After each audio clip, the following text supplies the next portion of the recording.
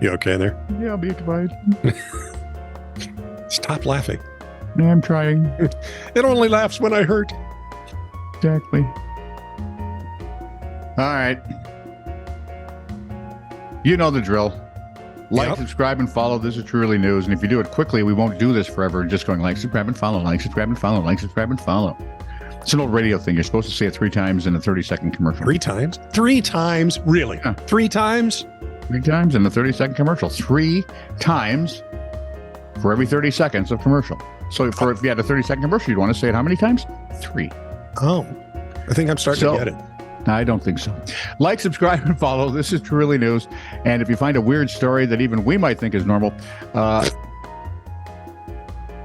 not sure how you judge that. Yeah, send it off. Forget that part. Just send it off to TITR@netradio.network. This is True, Really News with Scott Combs and Tony Vercanis.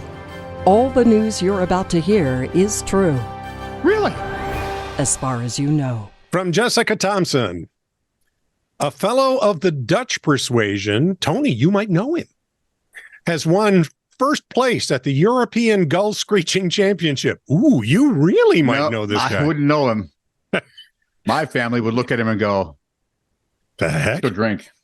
This year, the competition took place, and I'm not sure how to pronounce this, Anderkerk or Anderkerke or Anderkerke, Belgium, close to the French border.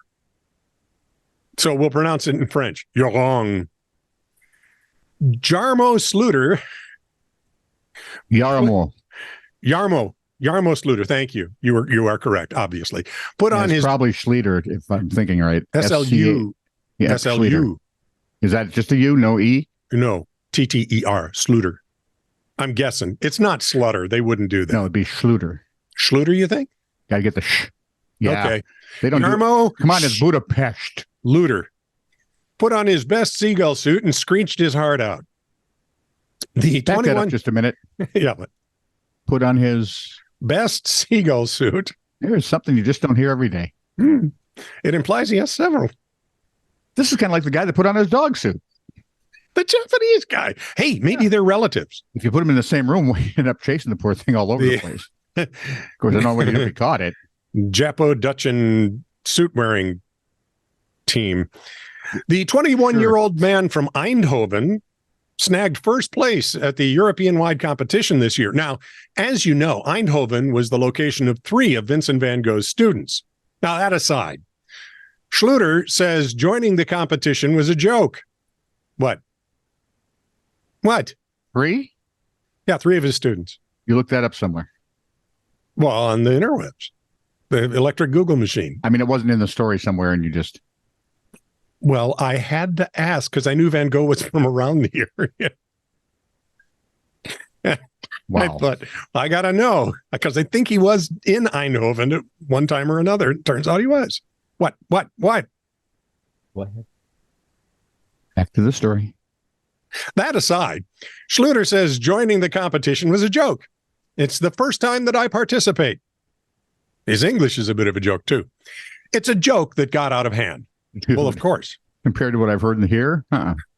I just imitated a seagull with friends, and apparently it sounded good. Then we saw that there was actually a competition, and I entered. I came here with a group of about 16 friends, never thought I would win. The competition started in Belgium 5 years ago, and wouldn't you just expect, it's just like the Belgiques to do that. You know how besides waffles, I mean, really. It was, and the chocolate. Yeah, right. And the chocolate. Yeah, well, it was such and the horses. It was such a success that not only was it replicated in other countries, but was expanded to a European-wide competition. Why, one might well ask? They might, but I wouldn't. Thanks for ask stepping on why, the show. they'll answer you. Fine. The creator of the competition, Claude Villert, said he was saddened by the bad reputation that the birds picked up. They're often called the rats of the sea and a nuisance to cities, but Villert says seagulls belong to the coast like salt to the sea. He's never had him grab his hot dogs. Yeah, like Phila to the Steins. Like Tarzan to the ape man. Like Bat to the man. He hopes that the competition will help people understand the birds instead of looking down on them. Like Mr. to the Phelps. Like, mostly, I look up at them and shake my fist. Like Lou to the Seal. Hogan. Chicago is often viewed by those of us in the conservative bent as the dumbest city in the history of the world. They have 0 guns there, yet people keep getting shot. They don't know how it happens. We think it's some sort of weird, disgusting miracle. They're thinking of banning violent thoughts. It might be divine firearm activity, but probably. We don't think so. So it seems apropos that a television news crew in Chicago reporting on a string of robberies was robbed, accosted at gunpoint by 3 armed men with ski masks. Please tell me it was on the air. They did, by the way, actually check they were ski masks and not face bikinis. Well, then they would have at least looked cool. Univision Chicago said a reporter. I can imagine them reporting, well, we think they're of Asian descent. Those racist pukes.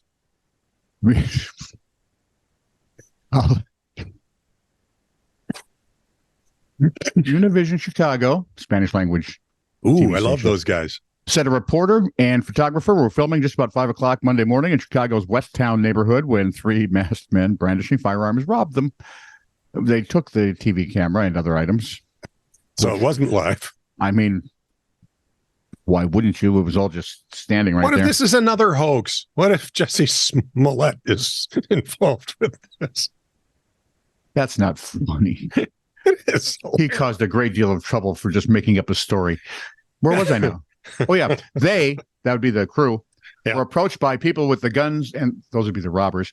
Mainly it was personal items, and they took a camera. That's not a personal item, and those are pretty pricey, if I remember. Oh, yeah. Gudness said that the news crew was filming a story about robberies in the West Town community that was slated to run on the morning news. Now they got first-hand knowledge. The footage they shot was, of course, where? Chicago. In the stolen camera. So you are correct. That story didn't quite get on the air that morning. Yeah, but oh, geez, you tell the anchor, and the anchor just talks the story. We exclusively, they've got a real. And then you could interview the reporter because they should know how to answer questions. Yeah. God knows they don't know how to ask them. Police said the pair was outside when the 3 men drove up in a gray sedan and a black SUV. Oh, it's a team. After the armed robbers took items from the news crew, they fled away in their vehicles. No injuries reported. No one is in custody. So it is Chicago. Godness said that Univision Chicago, the TV affiliate of the international company, Univision. Wow. Univision. Whatever. Yeah.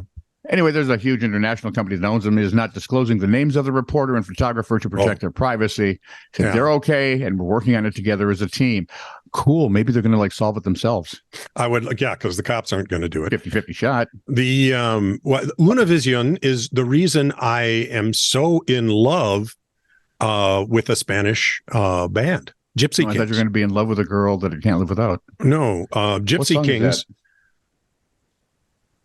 I'm in love, but I must have picked a bad time to be in love. That's it. Who did that, though? Well, our version was Grand Funk. That's it. Grand Funk Railroad. Yeah, yep. Yeah. But Gypsy Kings are amazing. If you've never heard them, get out there and look them up. They play kind of big band flamenco music like it's rock and roll, and I've gone to see them live. They are fantastic. You won't see it because you're a jerk. That would require me to go outside. Well, just look it up on YouTube. That would require me to do something. Speaking of historic coincidences, the episode was the second robbery this month involving a Chicago news crew. Sorry. A WLS TV photographer was assaulted and robbed early in August while preparing to cover a weekday afternoon news conference on the West Side. Jonathan Landecker said he deserved it. The guy's a jerk. Weekday afternoon. I know his sister-in-law. Always on the cutting edge, the National Association of Broadcast Employees and Technicians, Local 41, said, quote, "Be careful. There's a growing threat to the safety of those who cover the news." The union is arranging a safety meeting for members to voice some of their concerns, because if you talk about it enough, they go away. Right. How about just carrying a gun? It's Chicago, dude. Do you realize it'd take you 72 years just to get all the paperwork done? However, if you know somebody in a gang, you can get one right away. You can find ways to get around that. They might even give it to you if you sort of tip them off when things are happening. So to speak. Yeah. Hypothetically. Yeah. You can probably order the model of your choice, whether it be a Beretta, a clock. Well, and don't just grab the first one you see. Look through the whole trunk. Yeah. Ooh, I like this one. Why is it all the bad guys in movies take my favorite one, which is an Israeli Industries made pistol, and it was they used to carry it as a sidearm in the army, and they don't anymore because it's kind of old. But those are mine. They're so accurate and wonderful, easy to use. Oh my! I'm back on the soapbox. 2 historic coincidences. The Qing dynasty, he said, throwing back to what? Was it the first or second? I don't know. We talked about it earlier this week. Yeah, the Qing dynasty was the last dynasty to exist in Imperial China until the Chinese Revolution came about, collapsing the monarchy. Wait a minute. Qing? Was that Q-I-N-G? Qing. Qing so dynasty. Those were actually the Manchus who came over and kicked out the Ming dynasty. Remember? Yeah. They brought down the Ming. The history of China, by the way, is absolutely fascinating. It's worse. No, it's not. It's worse than a Russian freaking novel.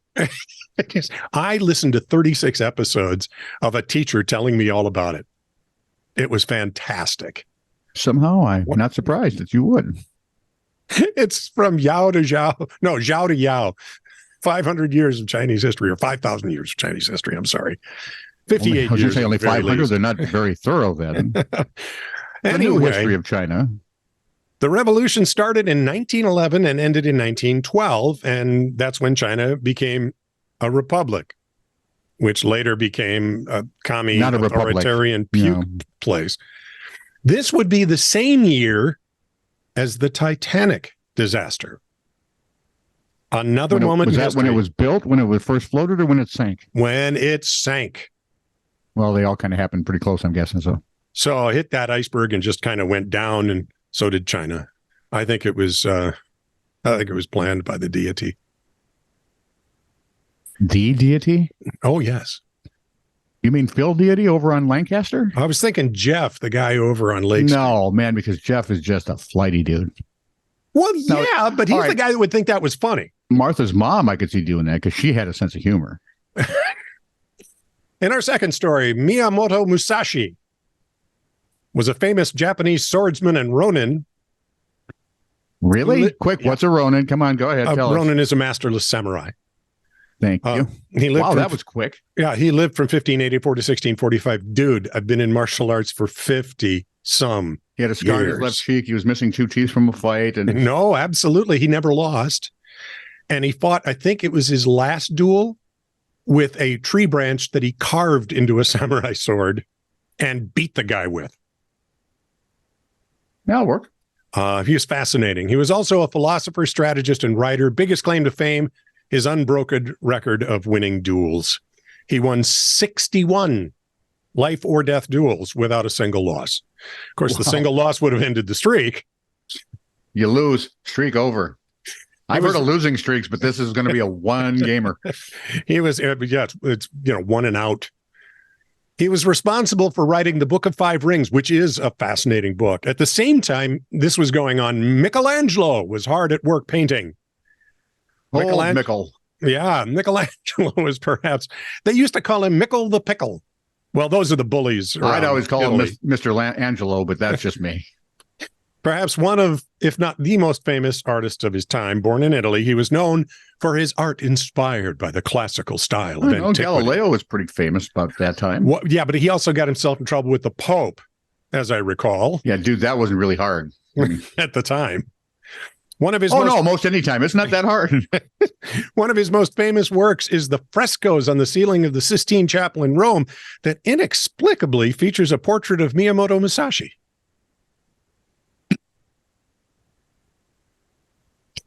I'm guessing the two met at a bar in Chinatown. Of course they did. Somewhere on the Silk Road. This is true, really news.